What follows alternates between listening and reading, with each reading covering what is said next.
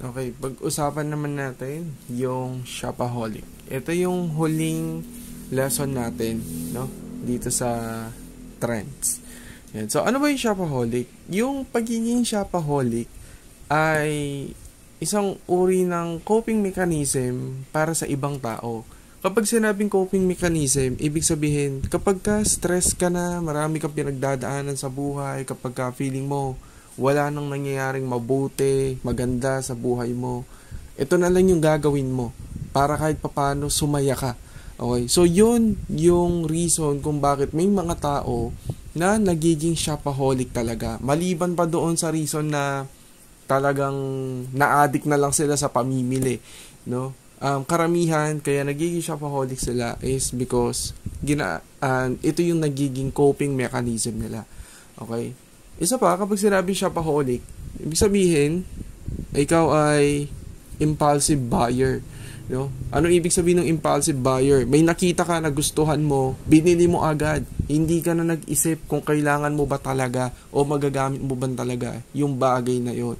Diba? Yan yung sinasabing nabudol ako. Sa panahon natin ngayon, ito yung mahirap o kumbaga negative, no? Doon sa parang na-normalize na yung paggamit doon sa salitang budol. 'Di ba? Parang nabudol ako, napabili ako. Ibig sabihin nung nabudol ka, parang na-sale stock ka kaya ka napabili. Ibig sabihin nung na-sale stock ka, naging impulsive buyer ka nga. Okay? Hindi mo pinag-isipan ng mabuti. Nagpadala ka masyado doon sa emosyon mo, doon sa pang-sale stock sa'yo. Okay? Ngayon, isa sa mga nagiging problema, okay, ng mga shopaholic ay yung pagkalubog sa utang. Okay lang sana kung maubusan ka ng pera. Ang masama, wala ka nang pera, lubog ka pa sa utang. Okay? Pag-usapan naman natin ngayon yung wastong paggamit ng credit card. Yan. Okay? Ang credit card, no, ay kaiba sa debit card. Okay? Napag-usapan na natin to dati. Yung debit card ay ang tawag dito, money in, no? Kumbaga, diyan pumapasok yung pera mo. Pera mo 'yan. Doon sa credit card, ito naman yung pera na hindi sa'yo. Pera na hinihiram mo lang. Okay? So, ito yung mga bagay na dapat nating tandaan. Una, huwag kalilimutan na yung inutang mo ay kailangan mo ring bayaran. Minsan nagiging happy-go-lucky tayo, no? Parang nakakalimutan natin na, ay oo nga, no? Utang to. Parang after a few weeks or a few months, kailangan ko rin tong bayaran. 'Di ba? Halimbawa, meron kang credit card, yung credit limit mo is 25,000 pesos. Sabihin natin, ganyan lang. No? Ang mindset mo ngayon, ay sige, bilhin ko na to. Meron naman akong credit card. Yung credit, halimbawa gusto mong bumili ng cellphone worth 20,000 pesos. No? Iniisip mo, okay lang, 25,000 naman yung credit limit ko. Utangin ko, pwede ko namang gamitin. Pwede ko namang utangin.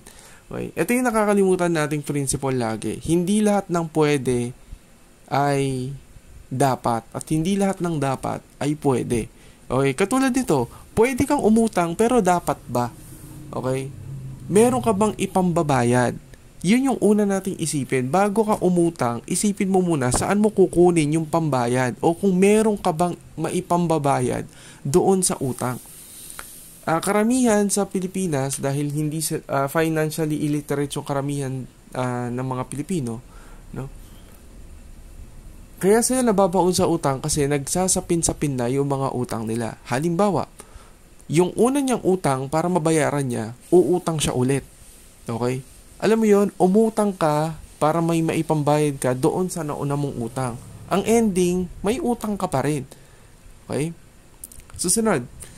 Sabi dito, consider your current balance, not your credit limit. O, halimbawa, no? Ito yung credit limit mo. Ito naman yung current balance mo. Ibig sabihin ng current balance, ito yung pera mo, ito naman yung credit limit mo, yung 25,000. O, gusto mong bumili ng cellphone. Yung cellphone na bibilihin mo, ang halaga, 35,000. O, i-compute natin. Magkano to? Credit limit mo, 25 plus 20, yung pera mo mismo. So, magkano? 45,000. Okay? Minus 35,000. So, meron ka pa 10,000. Galing, di ba? Oh, pero mali tayo dyan. Hindi dapat ganyan yung pagsasaalang-alang natin. Tandaan natin, yung credit limit natin, hindi natin pera yan. Hindi sa atin yan. Ang pera mo lang ay yung 20,000. Okay? Tapos gusto mong bumili ng cellphone na halagang 35,000. Hindi pwede yun. 20,000 lang yung cash mo eh. Okay? Ito lang yung pera mo, 20,000 lang. Hindi mo afford yung 35,000. Huwag mong bibilangin yung credit limit mo. Kasi yung credit limit mo, hindi yan sa'yo. Okay? O for example, ginamit mo yung credit limit mo, tsaka yung balance mo. O, meron ka na lang 10,000. O, paano mo babayaran yung inutang mo? Okay? Wala na. Hindi ka makaka-recover dyan. So, kailangan, ang i-consider natin, ang isipin natin na pera natin ay yung balance lang natin, hindi yung credit limit natin. Okay? Pag ganyan yung mindset mo, no?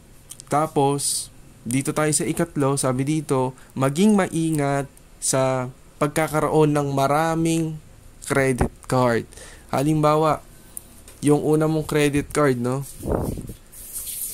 Yung sa BDO na credit card mo, meron kang 30,000. Yung sa BPI, meron kang 25,000. Tapos, ano pa? Meron ka pa yung sa RCBC. Sabihin natin, 25,000 ulit. O, diba? Ang dami. Ang dami mong pwedeng utangin. Meron kang 80,000 na credit limit. Pero, balikan natin yung naunang prinsipyo na pinag-usapan natin. Hindi mo pera yung 80,000. Wala kang 80,000. Hindi sa'yo to. Okay? Credit limit mo lang yan. Yan lang yung pwedeng ipautang sa'yo ng bangko at ang utang kailangang bayaran. O, kapag inutang mo yung 80,000 na yan, meron ka bang ipambabayad? Okay? Yan yung mahirap. Lalo na kung shopaholic ka at meron kang maraming credit card. Yung isang credit card pa nga lang, pag di mo nagamit ng maayos, mababaon ka na sa utang. Paano pa kapag yung credit card mo ay mula sa iba't ibang bangko? So, lalo ka ng mababaon sa utang kapag kaganyan. Okay? Susunod, sabi dito sa ika-4, leave your emotions out of it. Ibig sabihin, huwag mong pairalin yung emosyon mo kapag ka meron kang gustong bilhin.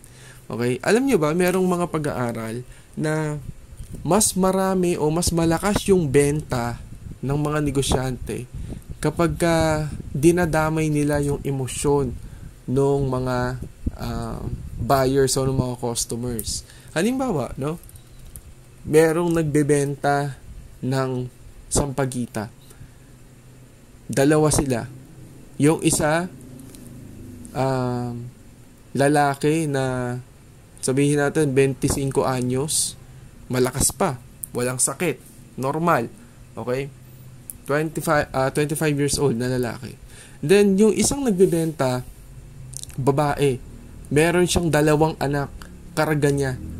At itong babaeng to, putol yung isang paa. Kanino ka bibili ng bulaklak o ng sampagita? Most probably, bibili ka doon sa babae. At most probably, bibili ka kahit hindi mo naman kailangan.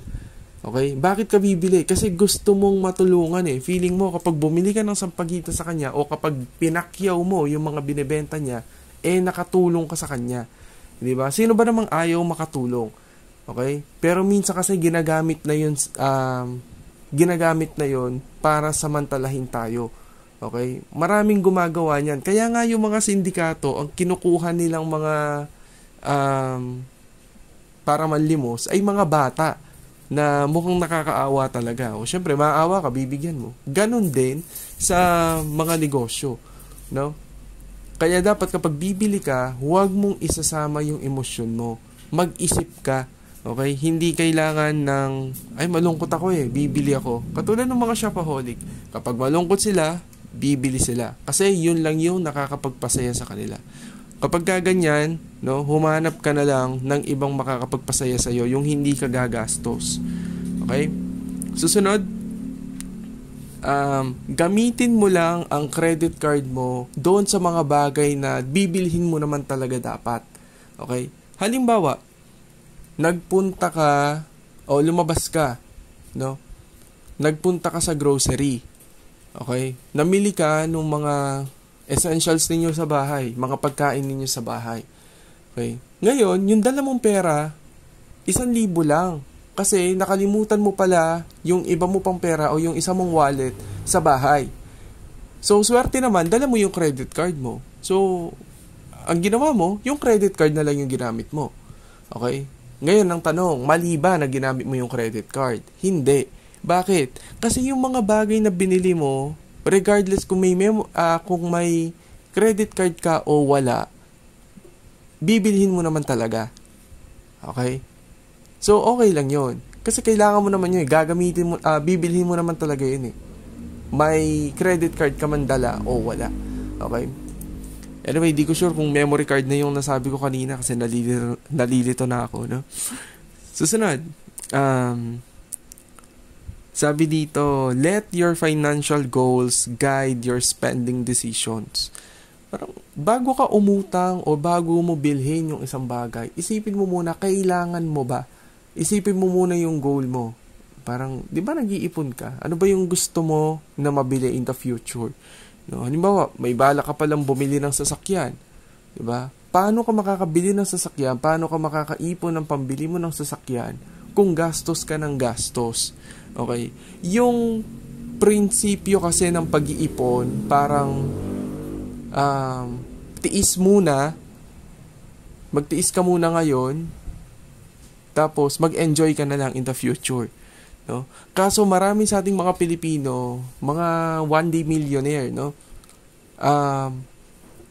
Magsaya ka muna, tapos magtiis ka na lang pag wala na. 'Di ba? Parang ganoon. So hindi maganda yung ganong mindset. So ulitin ko, dapat isipin mo lagi yung mga financial goals mo, no? Ano ba yung mga pinag-iipunan mo bago ka gumastos ng gumastos sa kasalukuyan. Okay? At yung pinaka-the best na solusyon, no, para makaiwas ka sa utang, no, sa paggamit ng credit card. Una-una, huwag ka na lang kumuha ng credit card. Kung alam mo yun, di mo naman din kakailanganin, no, di mo naman din gagamitin. Although yung iba kumukuha ng credit card kasi minamaximize nila yung mga rewards or points na nakukuha nila dyan, no? As long as alam mong responsible ka o may sapat kang kaalaman sa wastong paggamit ng credit card, kumuha ka, gumamit ka. Okay? Pero kung alam mo sa sarili mo na malaki yung tendency mo na maging shopaholic, wag na. Okay? Para safe. At kung may credit card ka man, no, na binigay sa'yo ng bangko para makaiwas ka, mas maganda iwan mo na lang sa bahay pag aalis ka. Okay? Kasi totoo naman yun eh. Halimbawa, kapag aalis ka tapos ang dami mong pera na dala, most probably mapapagastos ka kasi iniisip mo, kaya mo namang bilhin eh. Diba? Pero try mong umalis na yung perang dala mo sakto lang. Oh, most probably wala kang bibilhin kasi nga wala kang perang dala eh. So, ganun din sa credit card. No? Pag wala kang credit card, mas less yung chance na gumamit ka ng credit card kasi nga, hindi mo naman dala. Okay? So, yun lang yung tungkol dito sa Shopaholic.